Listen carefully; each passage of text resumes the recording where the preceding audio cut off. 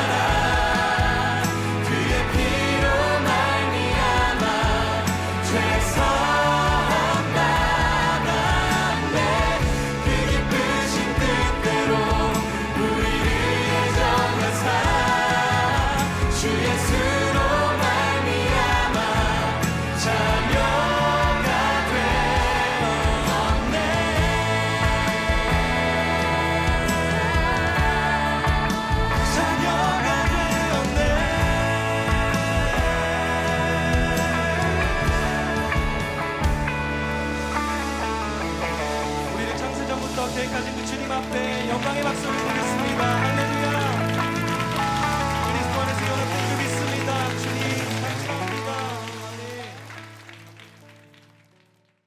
오늘 창세기 12장 1절부터 4절까지 말씀 같이 보았습니다. 창세기 12장 1절부터 4절은 어떤 장이냐면 축복, 복에 대한 그런 장입니다.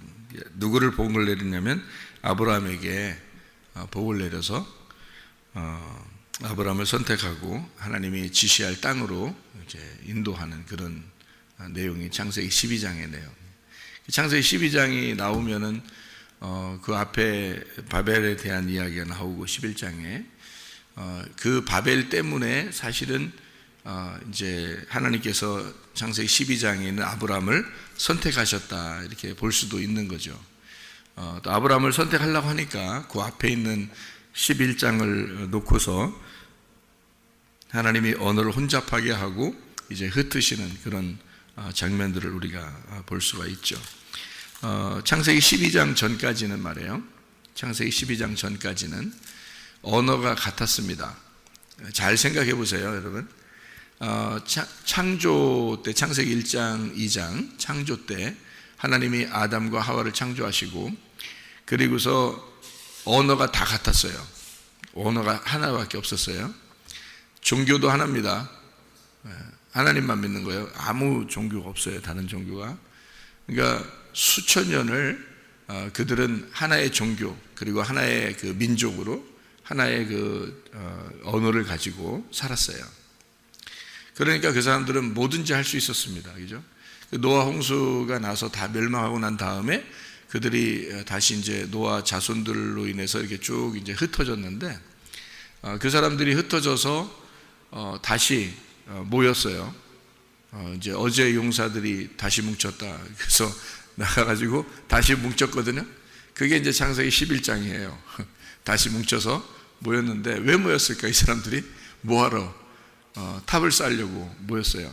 탑은 어떤 탑이냐면 하나님 앞에까지 올라가지 않은 탑이었어요. 그걸 이제 바벨에 있는 이제 그 흩어졌다 해서 그 바벨이고 그 바벨에 있는 탑이라 해서 바벨탑이라 사람들이 그렇게 얘기를 하고요. 사실은 그 탑이 세워진 장소가 신할 땅입니다. 신할 땅. 그래서 신할 땅이라고 하면 여러분이 신할 땅이 어딘가, 근데 그게 어디냐면 바벨론이에요.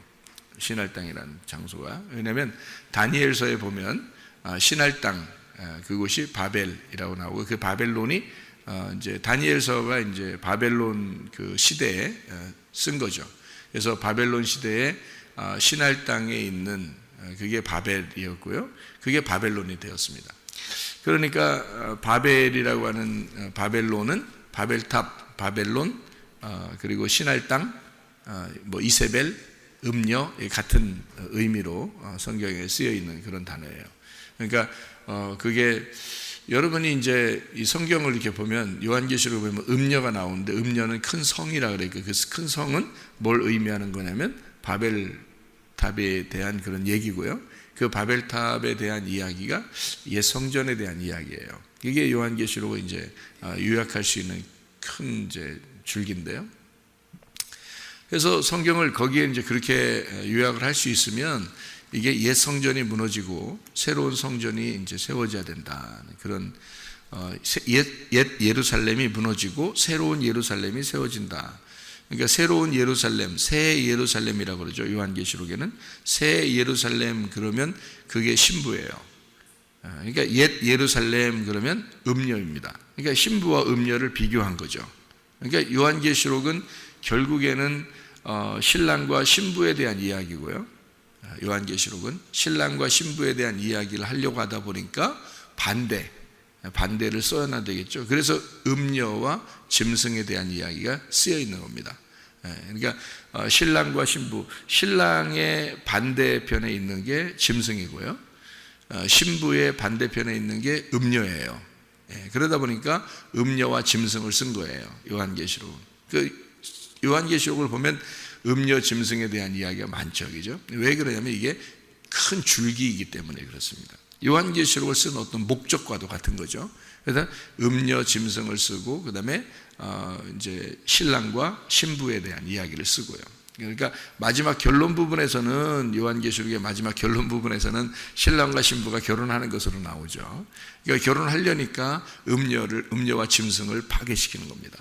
음료와 짐승을 파괴시킨다 그러니까 여러분이 음료와 짐승을 뭐 어떻게 파괴시키니까 음료는 어떻게 생겼을까, 뭐 짐승은 어떻게 생겼을까, 뭐 이렇게 연구하는데, 그게 바로 뭐냐면 우리의 옛날 성전, 우리의 옛날 예루살렘을 얘기하는 거죠. 그러니까 옛 예루살렘, 옛 성전을 의미하는, 그것이 파괴가 된다는 얘기고요. 그러니까 새로운 예루살렘, 새로운 성전이 세워진다. 요거를 얘기하기 위해서 딱 큰 줄기를 요한계시록을 만드는 거예요. 그러니까 그것만 우리가 좀 생각을 하고 요한계시록을 봐도 그렇게 어려운 내용이 아닌 거죠. 근데 그런 걸 생각을 못하면, 그 구분을 못하고 성경을 보면 요한계시록에 다 비유와 은유 같은 것으로 되어 있기 때문에 굉장히 어렵게 느껴지죠. 근데 사실은 큰 줄기는 그거예요. 그걸 쓰려고 사실은 요한계시록을 쓴 거나 마찬가지죠. 그렇게 하다 보니까 이제 교회에 대한 이야기를 먼저 얘기를 했고, 요한계시록 같은 데서도 교회, 그리고 마지막에는 그 교회가 그리스도와 이제 그 교회가 이제 결혼하는 그런 신부에 대한, 신랑과 신부에 대한 이야기를 한 것이고요. 그리고 이쪽 이제 그 앞에 부분에서는 짐승과 음녀를 멸망시켜야 되는데, 그 짐승의 반대가 어린 양이죠. 그래서 마지막 신랑을 어린 양으로 놓은 거예요. 마지막에 어린 양. 그러니까 어린 양은 항상 짐승에게 비하면 죽임을 당하는 거죠. 죽임을 당하는 어린 양이 부활하신 어린 양이 되시니까, 죽임 당하신 어린 양을 생각하는, 다시 말하면 우리의 자랑할 것은 십자가밖에 없다. 십자가에서 돌아가신 예수님, 그 십자가에 돌아가신 예수님이 영광의 면류관을 쓰신 분이다. 이렇게 되죠. 가시 면류관 쓰고 돌아가신 분이 영광의 면류관이다. 그 가시 면류관이, 그런 얘기가 되는 거죠. 그래서 우리가 가시 면류관이에요. 사실은 우리가 가시니까, 우리가 예수님을 찔러서 예수님 피나게 하고 우리가 가시가 됐는데, 근데 그 주님이 우리를 뒤집어 쓰고 죽으신 거죠.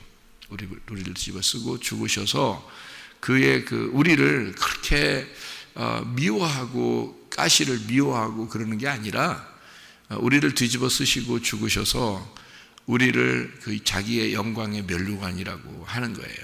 그러니까 우리가 주님의 영광의 면류관이 되는 거죠. 그냥 막 면류관이 되는 게 아니에요.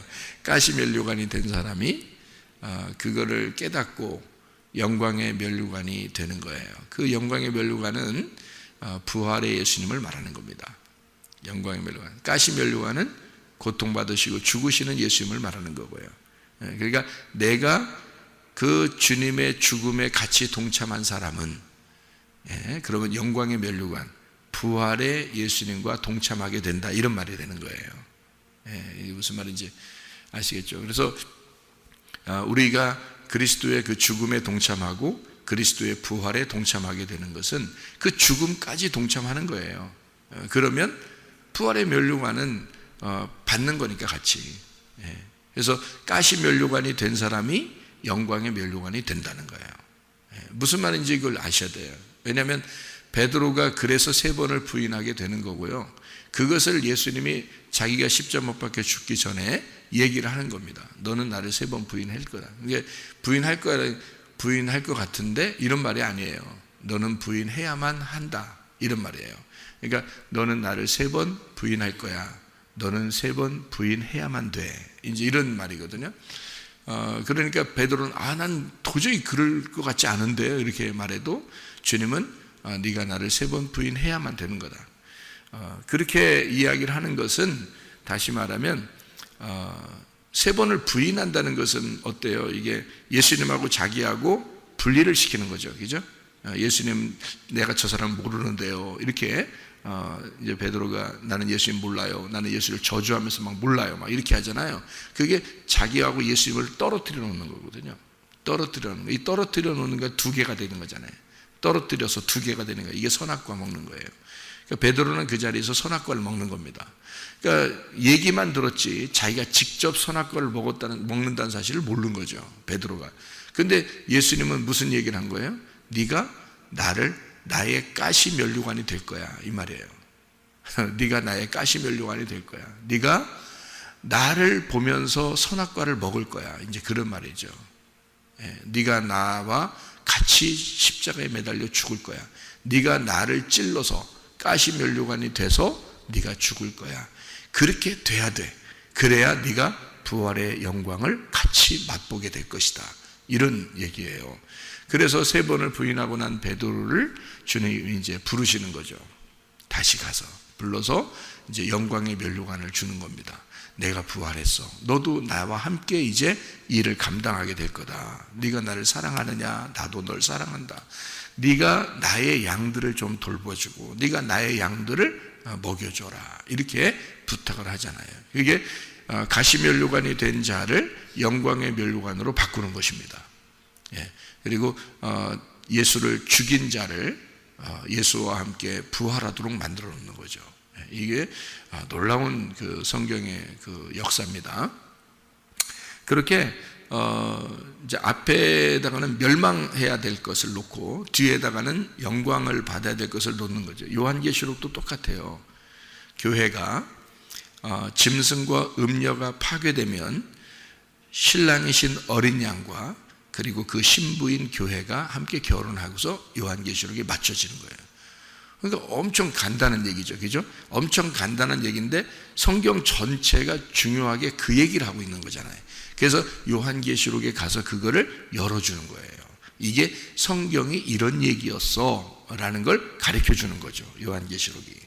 그러니까 그렇게 요약을 해서 이렇게 요약을 해서 성경을 보면은 성경이 아주 뭐 전체가 이런 내용으로 되어 있구나라는 것을 쭉 펼쳐서 볼 수가 있는 거죠. 그래서 짐승과 음녀가 나오는 거예요. 그 중요한 요한계시록의 그 중심적인 부분에 그 가운데 그 중심적인 부분에 음녀와 짐승이 막 나오잖아요. 그죠? 그것은 일부러 신부와 어린 양을 설명하려고 한 거예요. 나중에. 그죠? 그러니까 이 음녀와 짐승을 설명하고 난 다음에 어린 양과 신부를 설명하려고 그래서 그렇게 이제 대칭을 이루어 가지고 다 이렇게 비교해서 나오는 그런 장면들을 설명을 해준 것입니다. 자, 마찬가지로 말해요. 창세기 11장과 12장은 이렇게 대칭을 이루어서 비교해 주는 그런 장면이에요. 창세기 11장과 12장은 창세기 11장에는 바벨탑이 나오죠. 바벨탑이 바벨론에 있는 거예요. 그리고 이제 아브라함을 하나님께서 부르셔서 그 가나안 땅의 예배자로 만드는 것입니다. 가나안 땅의 예배자로 부르는 거예요. 아브라함이 창세기 12장에 하나님이 지시할 땅으로 이렇게 오잖아요. 와가지고는 첫 번째 뭐 했어요? 첫 번째 여기 이렇게 쭉 내용을 창세기 12장 내용을 쭉 밑으로 이렇게 내려서 이렇게 보면 가나안 땅으로 가려고 떠나서 가나안 땅에 들어갔더라. 5절에 그렇게 돼 있거든요. 5절에 가나안 땅에 들어갔으니까 하나님이 지시할 땅으로 따라갔더니 어느 땅이더라? 가나안 땅이더라 이거야. 가나안 땅에 들어갔는데 6절에 보니까 세겜 땅 모래 상수리 나무에 이르렀어요. 그 땅이에요. 그죠? 거기에 거주하였더라 이랬어요. 세겜 땅 모래 상수리 나무는 하나님의 가르치시는 율법이라는 뜻입니다. 하나님의 가르치시는 율법 안으로 들어갔다는 뜻이에요. 이게 그 단어가 그런 의미예요. 하나님의 몽학선생, 그러니까 하나님이 몽학선생이 되어서 율법을 가르치는 교사가 되었다. 이게 세겜 땅 모래 상수리 나무입니다.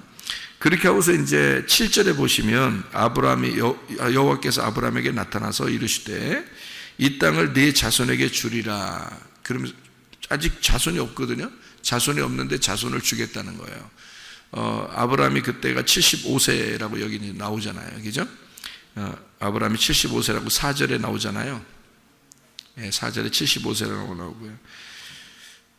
그리고 이제 7절에 이제 아브라함 자손에게 그걸 주리라라고 해놓고요.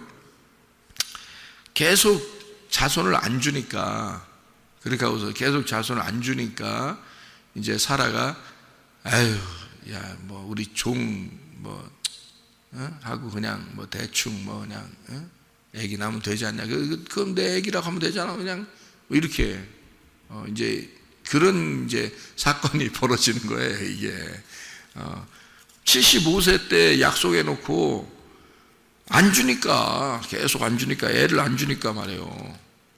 그래서 그런 이제 사단이 벌어지는 거예요. 이게 사단. 그런 사단이 벌어지는 거예요.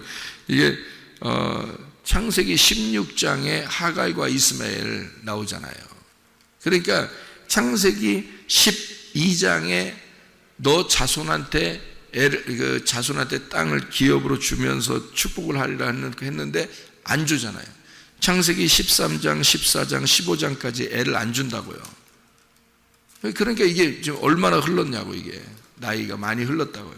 흘러가지고 지금 나이는 먹어가고 있는데 점점 나이는 75세에 불러가지고요. 75세 때 불러서 나이는 먹어가는데 애를 안 주는 거예요. 그러니까 이게 어떻게 되는 거예요? 몇 살이 되냐면요, 99살에 이삭을 임신합니다. 그죠? 이제 그 아브라함이 99살 때 이삭이 생겨나요. 그래서 100살 때 아기가 나오는 거거든요. 100살 때. 그러니까 100배의 결실을 맺는 거예요. 그게 이삭이. 그러니까 이 아브라함이 99세 때 애를 이제 갖게 됐으니까 거기서부터 13년을 빼면 말이에요. 13년을 빼면, 그죠? 그러면 나이가 나오겠죠. 그때까지 애를 안 준 거예요. 그러니까 아기를 75살에 준다고 얘기해 놓고 계속 안 준 거예요. 그리고서 하갈을 통해서 이스마엘을 낳아가지고 13년이 흘렀어요. 13이라는 숫자는요, 성경의 반항의 숫자예요. 반항. 그러니까 왜 그러냐면 12이 완성이거든요. 성경은 절체가 이게 그 규격이 딱 정해져 있다고 그랬죠. 숫자 같은 것도 규격이 정해져 있어요. 그것을, 그런 숫자를 절대 뭐 이렇게 넘어가거나 뭐 이렇게 해석을 하지 않아요. 성경은 정확하게 이렇게 정해져 있는 숫자 중에서 가장 완전한 숫자가 12이라는 숫자라고 그랬죠. 그게 요한계시록에 천국을 이루는 숫자가 12이라는 숫자예요. 그래서 구약의 12지파, 신약의 12제자 이렇게 된 거거든요. 근데 12이라는 게 완성인데 거기다가 하나가 더해지면 13이 돼요. 하나가 더해지면. 그게 누가 더해지는 거예요? 12이 완성인데 완성하자, 이제 끝났다, 다 이루었다. 그런데 아니 잠깐요, 내가 거기 좀 들어가야 되겠는데, 그래서 자기가 들어가면 13이 되는 거예요. 그러니까 이게 13이라는 게 반항이야.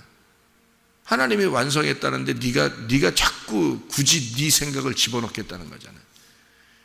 그러니까 굳이 네 거를 갖다가 집어넣어서 더 해보겠다는 거 아니에요. 그래서 12에다가 너를 하나 더 하면 13이야. 그래서 그게 하갈 이스마엘 나오는 거예요. 그래서 13년 동안 하갈이 이스마엘을 낳고 13년 동안 안 나타나요. 아브라함한테. 하나님도. 그러니까 뭐 두고 보자 이런 의미는 아니고, 그런 말이 아니라 성경을 기록하기 위해서 그 숫자의 개념도 정확하게 맞추는 거예요. 그렇게. 그래서 13년 동안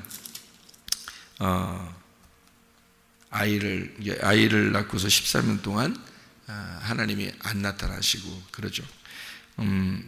여기에 그 창세기 16장에 16절을 보면 하갈이 아브라함에게 이스마엘을 낳았을 때에 아브라함이 86세였더라 그랬죠. 86세. 그러니까 75세에 부르고요. 그 다음에 10년 동안 아이를 안 줬어요. 그죠? 10년 동안 아이를 안 주고 86세에 아이를 준 거예요. 무슨 말인지 알겠어요? 예, 그러니까 왜 10년 동안 아이를 안 줬냐면 그 10년의 기간은 말씀이 내 속에서 잉태되는 기간이에요. 이렇게 말씀이 잉태가 되는 기간이라고.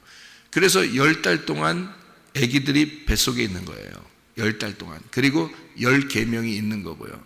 10개의 언약 이게 있는 거고요. 성경에 10개의 약속이, 10개의 계명 이것이 있는 거고요. 우리 뱃속에도 10달 동안 말씀이 이제 잉태가 돼야 되는 거거든요.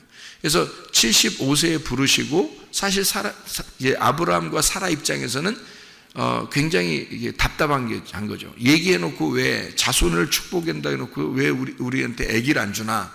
이래서 답답한 거죠. 그 답답한 마음으로 있는 게 10년이 지난 거예요. 근데 하나님은 답답한 게 아니야. 그게 10년이 반드시 지나야 됐었거든요. 근데 자기들이 답답하니까 이제 하갈을 통해서 이스마엘을 낳게 된 거예요. 그러면 이스마엘 나니까 아유, 사람들이 그렇게 잘못하니까 하갈 이스마엘 나니까 그래, 꼴 좋다, 믿음의 조상이라 그러면서, 그래 젊은 여자 주니까 얼른 해가지고 줘가지고 이스마엘이나 낳고 또 이스마엘에게나 축복해 주십시오. 하나님한테 그게 할 소리요. 또 그렇게 얘기하고 잘났다 이렇게 우리가 얘기하면 안 되는 거예요. 여러분 같으면 안 하겠어요? 그렇게? 하나님이 약속했는데 10년이 지났어요. 아닌가? 이러지 않겠어요? 이거 아닌가? 그 10년이 지났어요. 그리고 하갈을 통해서 이스마엘 낳았어요. 하나님이 안 나타나요. 그러면 몇 년을 안 나타난 거야? 생각을 해보세요. 10년이 지났으니까, 10년 지나고 13년이 또 지났으니까 23년이라고 해요. 그래서 이제 아기 임신하는 기간까지 해서 하면 24년, 25년이 된단 말이에요. 그러면 그 기간 동안 하나님이 아기에 대한 약속을 안 한단 말이에요. 75살에 약속해 놓고 75살에 분명히 약속했어요. 75살에 가나안 땅에 들어오게 됐고요. 네 자손에게 이 땅을 주리라라고 얘기했어요. 그래 놓고서 아기를 안 주고서 23년, 24년, 25년이 지났다고요. 그러니까 이건 답답할 만도 하단 말이에요. 그렇지만 하나님 입장에서는 그게 약속이니까 생각을 해보세요. 75살에 약속을 했지만 하나님의 마음에는 몇 살에 주기로 약속한 거 생각하고 있는 거예요. 100살에 주기로 약속하는 거예요. 왜 100살에 주기로 하나님은 계획을 하고 계시냐면 성경의 100배의 축복이기 때문에 그래요. 아브라함이 100배의 축복을 받아야 되기 때문에 아브라함을 믿음의 조상으로 불러야 되기 때문에 그런 거예요. 하나님의 계획인 거죠. 아브라함을 하나님의 계획에 의해서 100배의 축복을 주기로, 그러니까 이 사람은 내가 선택한 100배의 축복을 주기로 선택한 사람이야. 그러니까 100배의 결실을 맺어야 돼. 그러니까 몇 살에 아기가 나와야 되면 100살에 나와야 돼 라고 하나님이 결정해 놓고 있었단 말이야.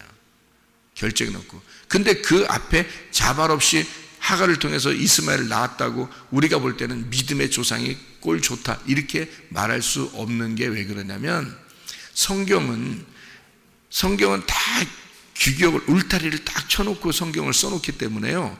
이게 예사롭게 일어나는 일은 하나도 없습니다. 성경이요. 그러니까 아브라함이라는 사람, 그 속에서 나온 아이가 둘이 있어야 되는데, 대표적으로 둘이 있어야 되는데 이스마엘과 이삭이 돼야 되는 거예요. 하나는 장자, 하나는 차자가 돼야 되는 거예요. 그래서 이거를 첫째 아담과 둘째 아담이 돼야 되는 거죠. 그러니까 아브람이 이삭을 낳기 전에는 아브람이란 말이에요. 아브람, 자기 혼자 왕이란 말이에요. 자기 혼자 왕이야. 근데 이삭을 낳고 난 다음에는요, 아브라함이 되는 거예요. 아브라함은 민족의 아버지가 되는 거죠. 그러니까 믿음의 조상이 되는 거예요. 그러니까 이게 완전히 전환되는 그거죠. 그러니까 이스마엘을 낳을 때도 하나님이 그냥 두는 거예요. 이스마엘 낳을 때도 그냥 둬. 그리고서 13년, 이것은 너에 의해서, 그러니까 첫째 아담이 스스로 선악과를 먹은 거야. 첫째 아담이 스스로 선악과를 먹은 거잖아요. 하나님 먹으라고 해서 그런 게 아니잖아요. 스스로 먹은 거잖아요. 그거를 스스로 사라를 통해서 하갈을 맞이하고 그리고 이스마엘이라는 열매를 먹어버린 거잖아요. 이게.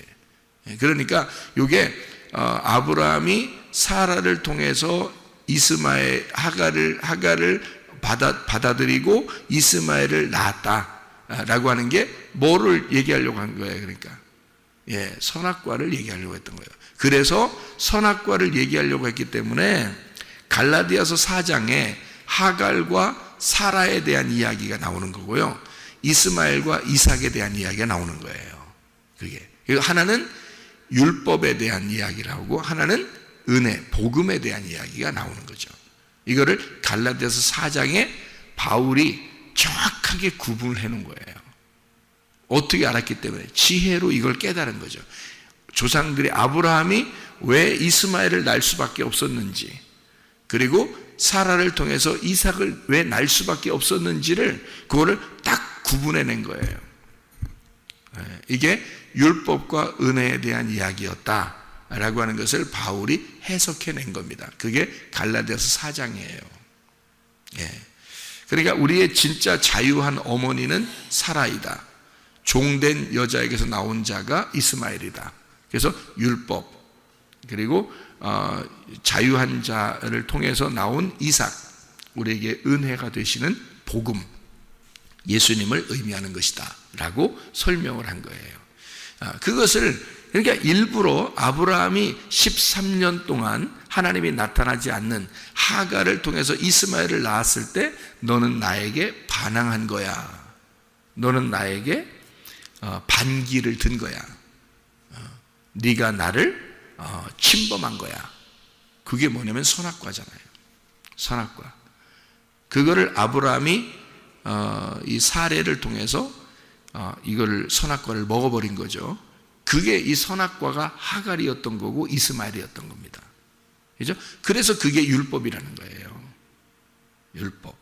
그냥 뭐 선악과 그러면 괜히 율법 무슨 공식처럼 무슨 얘기하는 것처럼 그냥 얘기하는 줄 알지만 그렇지 않아요. 성경은 다 정해져 있기 때문에 그런 거고요.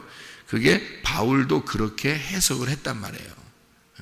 그러니까 그런 탐욕이죠. 탐욕, 아브라함의 탐욕, 사례의 그 탐욕. 그러니까 아기를 가져야만 하는데 라는 자기들이 결정했던 그 아기, 그게 이제 이스마엘이었던 거죠. 그런 탐욕에 의해서 선악과를 먹었고 그 탐욕은 우상숭배가 되었고 그거를 정죄하는 것이 율법이 되는 겁니다. 무슨 말인지 아시겠죠? 그렇게 오게 된 거를 이삭을 낳음으로써 100배의 축복을 받게 되는데 그게 100살의 아기를 낳는 거예요. 100살에. 그러니까 하나님은 어차피 이스마엘이 나든 안 나든 이삭은 100살에 낳게 돼 있었던 거예요. 약속이. 그러니까 하나님은 미리 부르시고 그 다음에 율법 안에 집어넣었다가 다시 하나님의 은혜로 100살의 아기를 낳게 되었어요. 그리고 그거를 정확하게 깨닫게 해주는 것이 창세기 22장입니다. 그 22장에 이삭을 드리라고 하는 거죠. 하나님이 아브라함 보고 그게 누구 거라는 얘기예요. 자기의 아들이라는 겁니다. 그러니까 아브라함이 낳았지만 결국 하나님은 자기 아들로 선포하는 겁니다. 그날 네 아들이 아니고 내 아들이야. 이거는 그러니까 네 아들은 쫓겨났어. 이스마엘 쫓겨났어. 그리고 내 아들을 네가 키우게 될 거다. 내 아들을. 그래서 그날 자기 아들이라는 걸 선포하는 날이에요. 이삭을. 네가 낳았지만 그게 누구를 낳은 거냐면 내 아들 예수를 낳은 거야. 그게 이제 하나님의 그 선포예요. 그날 아브라함하고 완전히 끊어놓고 자기의 아들을 이삭이라는 자기의 아들을 아브라함에게 다시 안겨주는 거죠.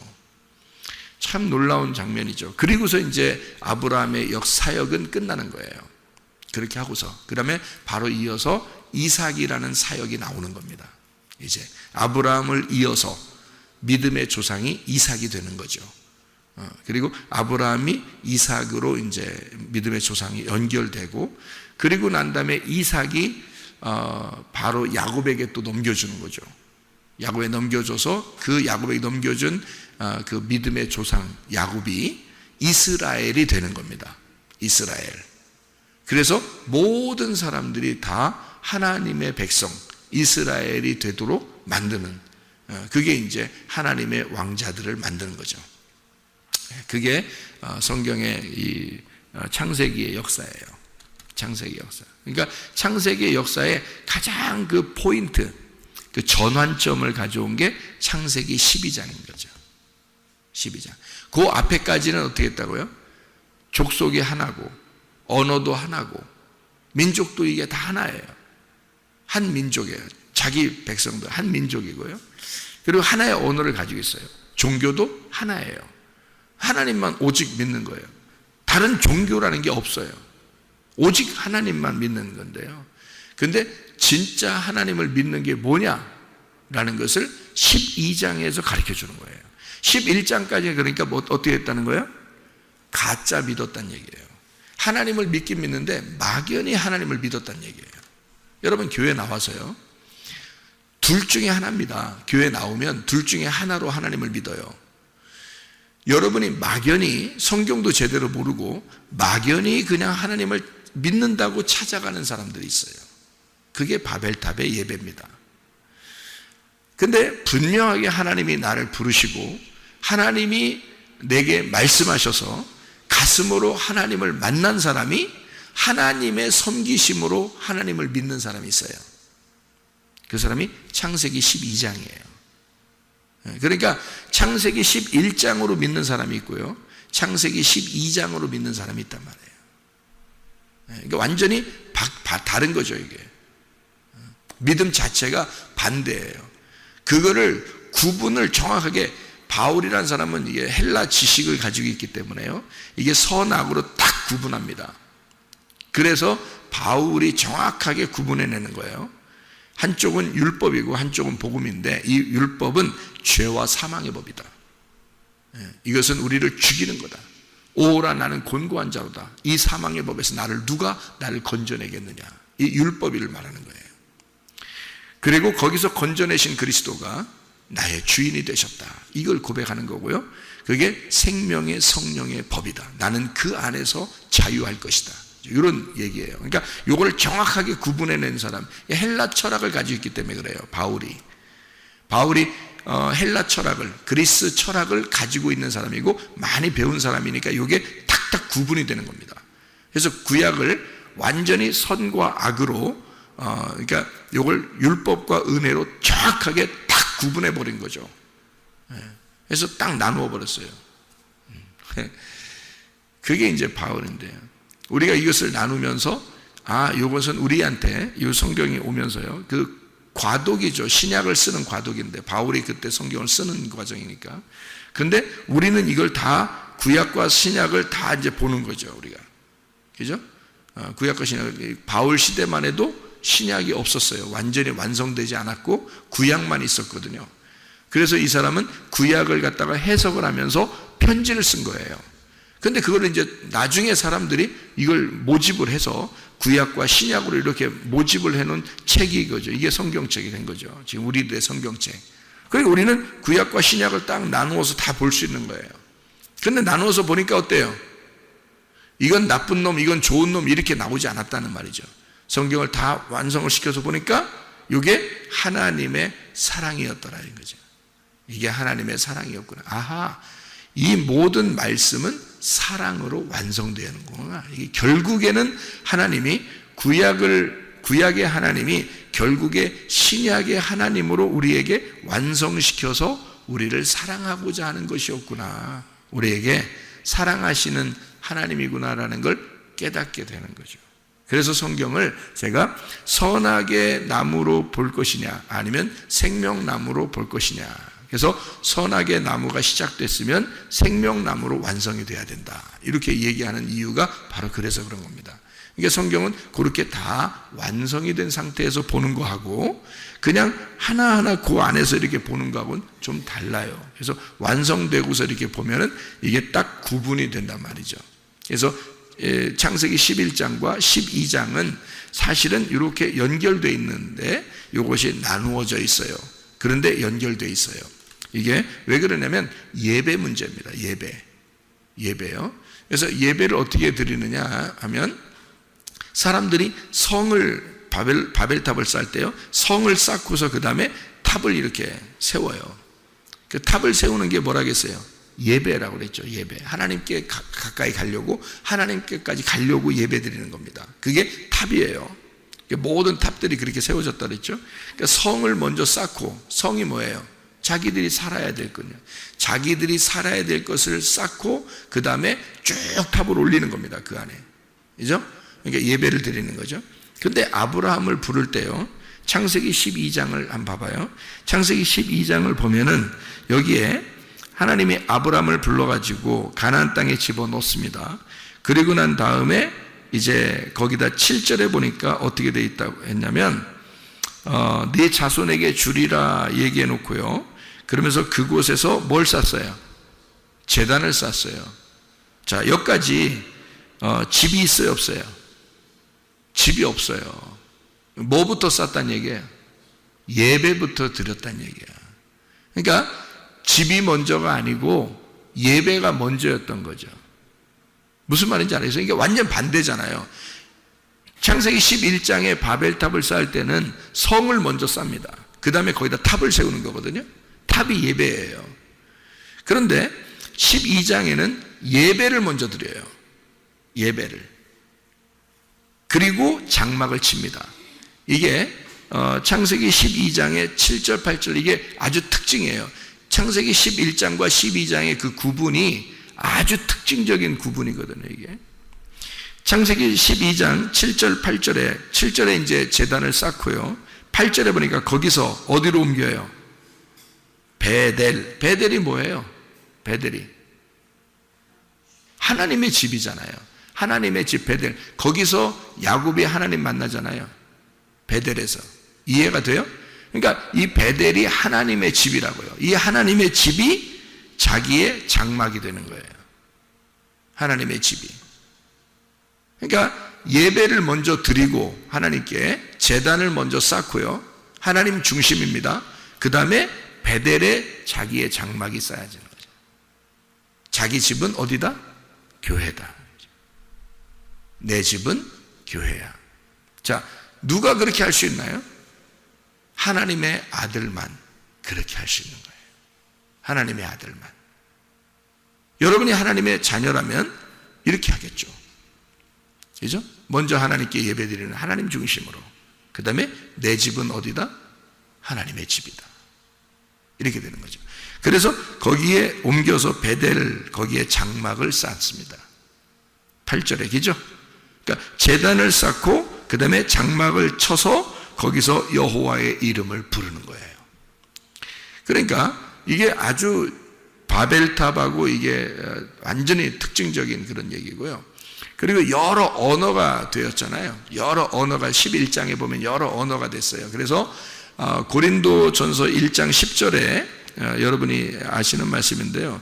고린도전서 1장 10절 말씀 보면 뭐라고 되어 있냐면 이렇게 되어 있어요. 형제들아 내가 우리 주 예수 그리스도의 이름으로 너희를 권하노니 모두가 같은 말을 하고 너희 가운데 분쟁이 없이 같은 마음과 같은 뜻으로 온전히 합하라. 그렇게 되어 있죠. 하나의 언어를 만들어라 그 말이에요. 이건 어떤 언어를 말하는 거예요? 주님 중심, 교회 중심, 말씀 중심의 한 말씀을 가지고 있어라 그런 뜻이에요. 한 말씀을. 그러니까 왜냐하면 바벨탑이 뭐라고요? 바벨이라는 게 여러 언어로 흩어진 거라고요. 여러 언어로 흩어진 거라고. 여러 각 방언들이 있는 거라고요. 그거를 뭘로 만들어라는 거예요? 하나의 말씀으로 만들어야 된다. 하나의 말씀으로. 그러니까 진리의 말씀이 있는 거야 라는 얘기죠. 그러니까 보세요. 사람들이 하나님 앞에 막 나가려고 할 때는요, 이게 각자 다 자기들이 하나님인 거예요. 각자 다 자기들 다 하나님이 되는 거예요. 각자 말이 다 있는 거예요. 그거를 하나님이 알려주시고 흩으신 게 바벨이라는 겁니다. 하나님이 그걸 알아서 흩으신 게 바벨이고요. 이거를 하나님이 한 사람을 선택을 해서 하나님의 말씀을 주시는 겁니다. 하나님의 말을 그에게 주는 거예요. 이 하나의 말이 진리라는 거죠. 그러니까 진리는 어디서 오는 거예요? 위에서 내려오는 거예요. 사람들의 말은요, 밑에서 있는 거고요. 사람들의 여러 말들은 밑에 있는 거야. 사람들의 생각, 사람들의 지식 이런 것들은 밑에서 땅에서 위로 올라가려고 하는 거고요. 하나님의 진리의 말씀은 위에서 내려오는 거예요. 하나님에게서 사람에게 내려오는 거라고. 그거를 받은 자가 아브라함이었던 거예요. 여러분 가만히 앉아서 그냥 말씀 듣고 있지만 이게 하나님의 말씀이라면 여러분이 아브라함 되는 거예요. 이게 하나님이 여러분을 선택하는 거라고요. 이 말씀이 여러분에게 들어가면 이렇게 다른 거예요. 순서가 완전히 반대예요. 이렇게. 그걸 전환점을 이룬 게 12장이라고요. 여러분, 우리가 주님의 말씀 그 중심으로 또 그 교회 중심으로 이렇게 살아간다는 것은요, 이건 아브라함의 축복이 여러분에게 내려왔다는 얘기예요. 이게 중심이란 말이에요. 사람들은 다 자기 집 중심이잖아요. 자기 돈 중심, 자기 자식 중심, 자기 거 중심, 자기 집 구석 중심이잖아요. 여러분, 이게 완전 바벨탑이라니까요. 그게요. 바벨탑을 세우고 있는데도 그걸 몰라. 그러면서 하나님 믿는다는 거예요. 그러니까 순전히 자기 하나님 만나본 적은 없고 자기는 순전히 하나님을 섬긴다고 막 올라가려고 하는 거예요. 애쓰는 거죠. 자기 집 잘 되려고. 근데 하나님은 그렇게 해서 만나는 게 아니에요. 하나님이 그걸 흩으시죠. 흩어버린다고. 멸망시킨다고.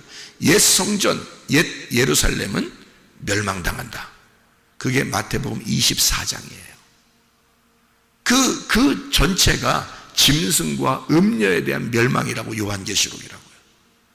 그리고 새로운 성전, 새로운 예루살렘을 세운다. 요한계시록의 요약이라고 그랬죠. 마태복음 24장에 그래서 예수님이 이것을 멸망시켜, 저 예루살렘을 멸망시킬 거야, 저 성전을 멸망시킬 거야. 그거는 새로운 성전이 되겠다는 얘기거든요. 예수님이 새로운 성전이 되겠다는 얘기예요. 자기가. 그래서 마태복음 24장에 종말이 있는 거예요. 우리에게는 우리 자신이 완전히 무너지는, 바벨탑이 무너지는 이 종말을 맞이해야 되는 거예요. 그게 축복이라고요. 바벨탑이 무너질 때 연결돼서 누가 나오는 거야? 하나님이 만나는 아브라함이 나오는 거예요. 이게 12장이라고요. 창세기 12장에 아브라함의 축복이 여러분에게 임하시기를 바랍니다. 기도하겠습니다.